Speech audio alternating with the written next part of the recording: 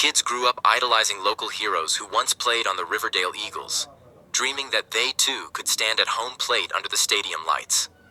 Among these kids was 14-year-old Jake Morales.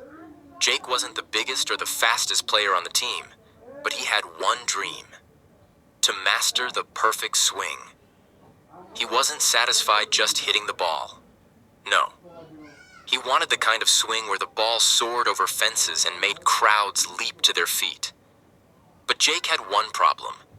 His batting average was at the bottom of the league. He had talent, but no matter how hard he tried, he couldn't seem to connect.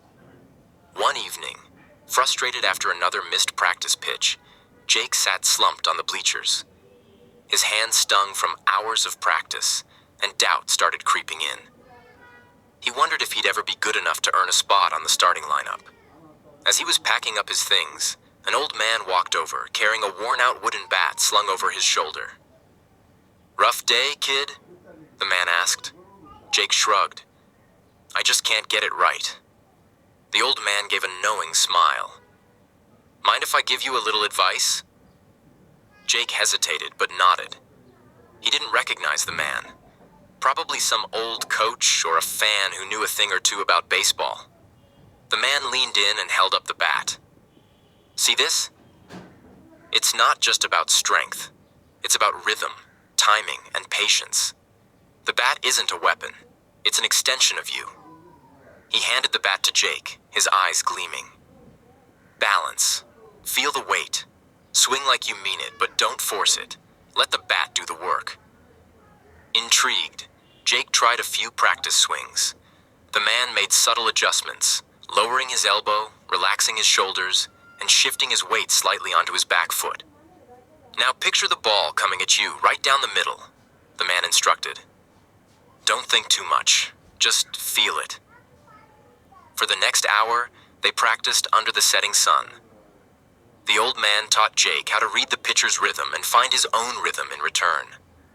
Swing after swing, Jake felt his muscles move in harmony.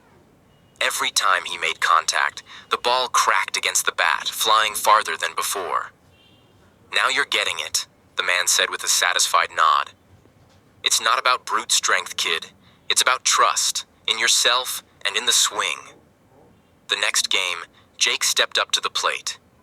His heart pounded as the pitcher wound up, but this time, he didn't overthink it. He let the bat flow like the old man had taught him. The ball came straight down the middle. Jake swung. Crack! The ball sailed through the air, clearing the center field fence in a perfect arc. A home run. As Jake rounded the bases, he looked toward the bleachers, hoping to spot the old man. But the seat where the man had sat was empty.